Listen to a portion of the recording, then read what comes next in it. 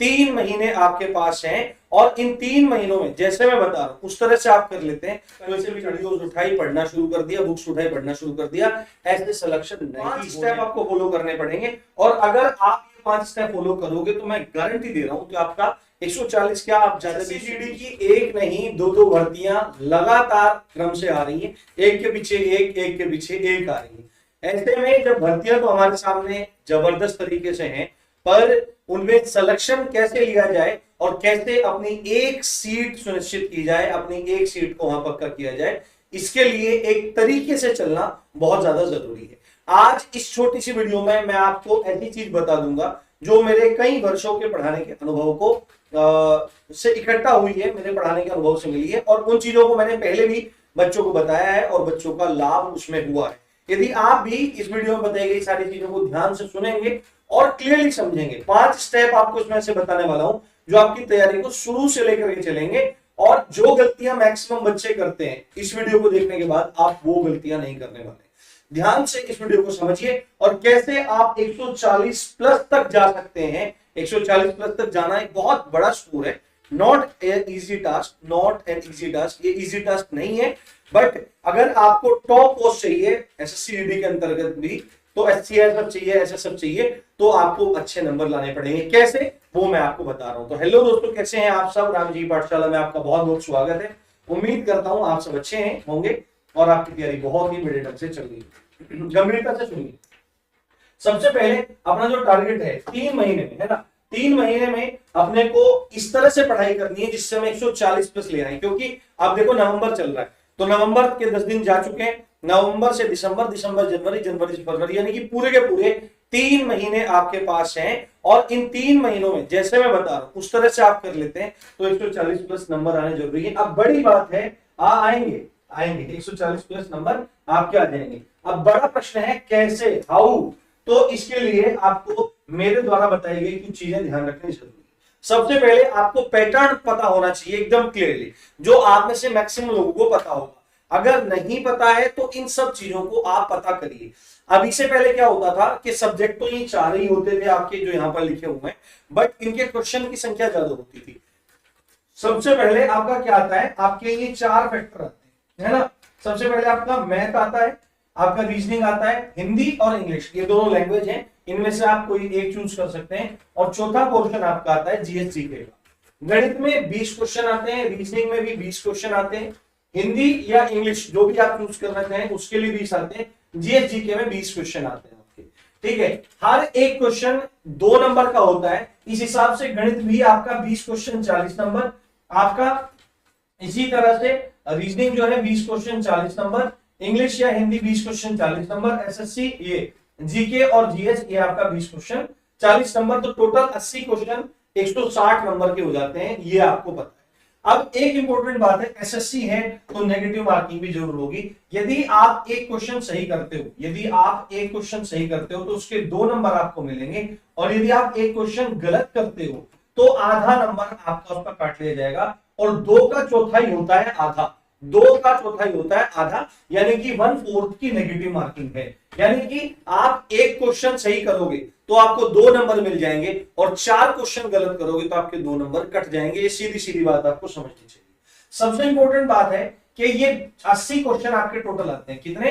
80 question total आते हैं, but इसके सामने आपके टाइम का भी चैलेंज है, क्योंकि टाइम 60 मिनट या 1 घंटा ही है। इस बात को भी आपको अपने दिमाग में रखना बहुत ज्यादा जरूरी है। तो ये रहा आपका पैटर्न। अब इंपॉर्टेंट बात है कि आपको ये मतलब इस गोल को अचीव कैसे करना है, कहां मतलब किस तरह से आप इसको करोगे, ये कैसे आपका पॉसिबल हो पाएगा। तो आपको एक माइंडसेट बनाना पड़ेगा अपना, कि अपने को इतने तो क्वेश्चन पर्टिकुलर सब्जेक्ट में करने ही है। मैंने यहां पर एक मोटा मोटा आपको आइडिया दिया है, जितना आप कर सकते हो। यहां पर आप देख रहे हो, यहां पर एक ये क्राइटेरिया मैंने बनाया है यहां पर, और एक ये क्राइटेरिया यहां पर है, और ये दोनों क्राइटेरिया 2 अलग अलग स्टूडेंट को दर्शाते हैं। एक बच्चा तो ऐसा है जो सोच रहा है कि यार मेरी नौकरी लग जाए, बात खत्म, कोई सी फोर्स में लग जाए, और एक बच्चा सोच रहा है मुझे सीआईएसएफ मिल जाए, मुझे एसएसएफ मिल जाए। तो जाहिर सी बात है, जो सीआईएसएफ एसएसएफ के बारे में सोच रहा होगा तो वो इस चीज को देखेगा मैं 140 को कैसे टच करूं, या 140 से कैसे पार निकलूं, 70 क्वेश्चन मैं कैसे ठीक कर जाऊं। तो इसमें इंपॉर्टेंट बात यह है कि आपको एक माइंडसेट से लेके चलना पड़ेगा। ये वाला जो है ये एक एवरेज बच्चा इतना स्कोर कर सकता है, ये वाला जो है इसको एक एवरेज बच्चा स्कोर कर सकता है। और जो बच्चा थोड़ा अबव एवरेज है, कैसा अबव एवरेज है, थोड़ा पढ़ने में अच्छा है, उसके उसके कॉन्सेप्ट अच्छे हैं, वो मेहनत ज्यादा कर सकता है, तो उसके लिए ये वाला है। आपको मैथ्स के लिए देखो एसएससी जीडी का एग्जाम है, 10th बेस एग्जाम है, कोई बहुत कठिन एग्जाम नहीं होता, परंतु ठीक ठाक तो लेवल आएगा ही आपका। और एसएससी है तो जीएस भी ठीक ठाक पूछी जाएगी, बट जो मैथ्स है वो नॉर्मल है, आपके कॉन्सेप्ट क्लियर है, आप सवालों में लगाइए, आपके क्वेश्चन हो जाएंगे। रीजनिंग के कॉन्सेप्ट क्लियर है, सवालों में लगाइए, हो जाएंगे। हिंदी एक जो ऐसा सब्जेक्ट है, आप चाहें तो इसमें से 20 में से 20 ला सकते हैं, 20 में से 20। मैं आपको लिख के देता हूं, बहुत सिंपल सी चीजें आती है जो मैं बता रहा हूं। मेरे द्वारा एक आपकी वीडियो बनाई गई थी हिंदी मुहावरे वाली, उसका लिंक मैं यहाँ पे दे दूंगा, 50 इंपोर्टेंट मुहावरे हैं, उसका लिंक ऊपर में दे दूंगा, आप उसको देख लेना और वो आपको एकदम क्लियर हो जाएगा। और जीएस जो है उसमें भी आप आराम से अच्छा खासा स्कोर कर सकते हैं। यदि एक एवरेज बच्चे की बात करें तो आप 3 महीने की तैयारी में आराम से 15-16 क्वेश्चन आराम से सही कर सकते हैं। रीजनिंग में 17 क्वेश्चन तक आप आराम से सही कर सकते हैं, 2-3 क्वेश्चन गलत हो ही जाते हैं, मैथ में 3-4 क्वेश्चन तक चला जाएगा। हिंदी में एक एवरेज बच्चा भी आराम से 18 क्वेश्चन तक ले जा सकता है, और जीएस में अगर बच्चा है तो 11-12 क्वेश्चन तक ले जा सकता है। तो अगर आप इसका योग देखोगे तो 63 क्वेश्चन है, 2 से गुणा करने के बाद 126, 27, 25 क्वेश्चन के आसपास तक चला जाएगा, तो निश्चित रूप से उसका अंतिम रूप से चयन हो जाएगा। और एक बच्चा है जो चाह रहा है कि मेरे को ऊपर ही जाना है, मतलब सीएसएफ एसएसएफ जाना है, तो उसको ये दिमाग में रखना जरूरी है कि मैथ में मैं 17 से नीचे ना उतरूं, रीजनिंग में मैं 19 से नीचे ना उतरूं, हिंदी में मैं 19 या 20 पूरे में से पूरे करूं, बट एक क्वेश्चन गलत हो जाता है तो आप 19 के आसपास रख सकते हैं, और जीएस में आप 15 क्वेश्चन तक कर सकते हैं। तो कुल मिला के इस तरह से एक माइंडसेट आपका होना चाहिए कि इतने क्वेश्चन तो मुझे सही करने हैं, उसी हिसाब से प्रिपरेशन करें, उसी हिसाब से आप प्रैक्टिस सेट लगाएं, उसी हिसाब से आप पूरा का पूरा काम करें। तो 70 के हिसाब से आप 140 नंबर आराम से यहां पर ला सकते हैं, ये कोई बड़ी बात नहीं है, बस जरूरी है कंसिस्टेंसी। अब ये नंबर भी कैसे आएंगे, ये नंबर भी कैसे आएंगे? अब मैक्सिमम लोग आप में से जो गलती करते हैं, वो गलती क्या होती है? वो गलती होती है पता लगा कहीं से भी वीडियोस उठाई, पढ़ना शुरू कर दिया, बुक्स उठाई, पढ़ना शुरू कर दिया, ऐसे सिलेक्शन नहीं होने वाला है। ये बात आपको बहुत अच्छे से ध्यान रखनी है। इंपॉर्टेंट बात क्या है, आपको अगर कामयाब होना है तो आपको 5 स्टेप्स फॉलो करने पड़ेंगे, 5 स्टेप आपको फॉलो करने पड़ेंगे। और अगर आप ये 5 स्टेप फॉलो करोगे तो मैं गारंटी दे रहा हूं कि आपका 140 क्या आप ज्यादा भी उससे खींच सकते हो। सबसे पहले आपको क्या काम करना है? सबसे पहले आपको अपने सिलेबस को निकाल लेना है, जो भी आपका सिलेबस है। राम जी पाठशाला की एप्लीकेशन पर भी आपको सिलेबस मिल जाएगा, वहां से जाकर के सीधे सिलेबस सेक्शन में जाकर पीडीएफ डाउनलोड कर सकते हैं। सिलेबस को निकाल करके जहां पढ़ते हैं वहां पे चिपका लीजिए, दिन में एक बार जरूर अपना सिलेबस पढ़िए, 2-3 मिनट लगेगी, उससे आपको ये पता लग जाएगा कि शुरू के 5-4 दिन, जिससे आपको ये ध्यान रहेगा कि मेरे सिलेबस में क्या है क्या नहीं है। ठीक है, सिलेबस, तो सिलेबस आपको वेल तरीके से पता होना चाहिए। दूसरा स्टेप है आपको प्रीवियस ईयर क्वेश्चन।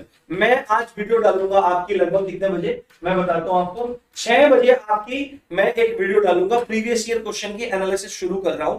तो प्रीवियस ईयर क्वेश्चन आप देखना शुरू करें, एनालिसिस भी हम लोग करेंगे आगे। मैं क्वेश्चन करवाने आपको शुरू कर रहा हूं, जिसमें से आपको मैक्सिमम चीजें मिल जाएंगी।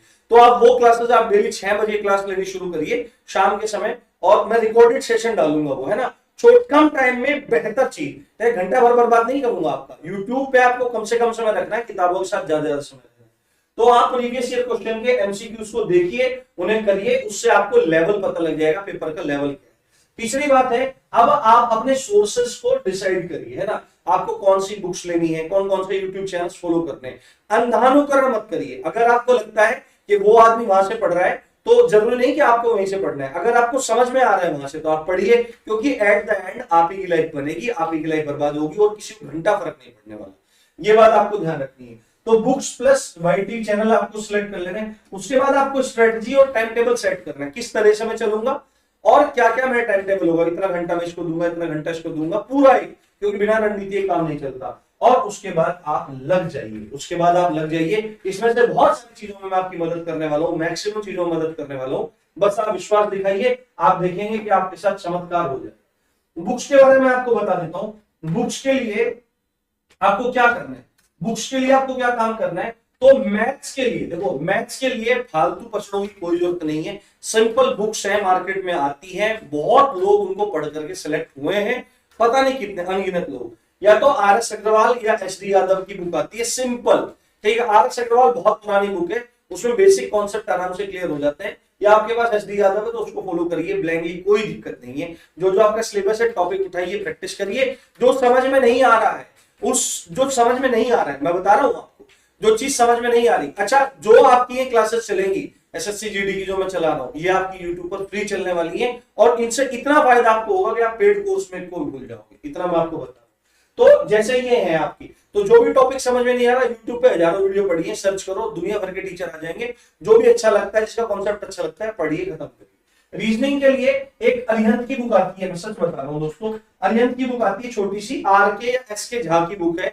उसमें जो सिलेबस है उसके हिसाब से क्वेश्चन कर लीजिए और प्रैक्टिस सेट ले आइए, है ना। प्रैक्टिस सेट, अच्छे प्रैक्टिस सेट ले आइए और प्रैक्टिस सेट को आप करना शुरू कर दीजिए। उसके बाद हिंदी के लिए कोई कुछ बताएगा, कोई कुछ बताएगा, बट हिंदी के लिए ना एक आदित्य पब्लिकेशन की बुक आती है, वो ना एक तरह के फर्रे टाइप है, तो उसमें ना कोई एक बहुत अच्छे तरीके से चीजें दी गई हैं। आप उसको उसमें से अपने टॉपिक निकाल के पढ़ लेंगे। मैं लिख के दे रहा हूं कि आपका एक भी क्वेश्चन बाहर नहीं जाएगा भाई, एक भी क्वेश्चन, मैं अपने अनुभव से बता रहा हूँ। और जीएस के बारे में बात करें तो जीएस के लिए आपको सबसे पहले क्या काम करना है, आपको SSC के या SSC GD के प्रीवियस ईयर पेपर उठा लाने और उन्हीं को आप करना शुरू करो, आपका काम उसी में से हो जाएगा। मैं लिख के दे रहा हूं। SSC फिक्स पैटर्न पूछती है, अगर बुक फॉलो करनी है तो आप ल्यूसेंट को फॉलो कर सकते हैं, है ना। और राम जी की पाठशाला यूट्यूब चैनल पर भी आपको बहुत ज्यादा कंटेंट और बहुत ज्यादा मदद मिलेगी। इसी तरह हिंदी के लिए भी आपको राम जी की पाठशाला पे रेगुलर क्लासेस देखने के लिए मिलेंगी। अभी पहले हिंदी शुरू कर रहे हैं, जीएस को भी देखेंगे, जीएस का भी शुरू करेंगे। आप एंजॉय करेंगे, मैं आप यकीन मानिए, आप मजा करेंगे पूरी स्टडी को, पूरी जर्नी। तो उम्मीद कर रहा हूं कि आपको सब चीजें समझ में आई होंगी। सीधी पर कड़वी बातें मैंने हो सकता है बोली होंगी, पर ये कड़वी दवाइयां आपके लिए काम करेगी और आपका सिलेक्शन सुनिश्चित करेंगी। अंधानुकरण मत करिए, जो आपके लिए अच्छा है वो करिए, ठीक है, और अपनी पढ़ाई को आगे बढ़ाइए। तो इसी अच्छी बात के साथ आप देख रहे थे राम जी की पाठशाला। 140 की तैयारी शुरू करते हैं आज से ही। जय हिंद, जय भारत।